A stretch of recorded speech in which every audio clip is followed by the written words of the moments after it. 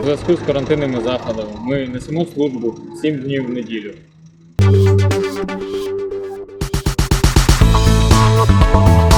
Наша служба полягає в патрулюванні. Якщо хтось ходить без засобів індивідуального захисту, ми робимо зауваження.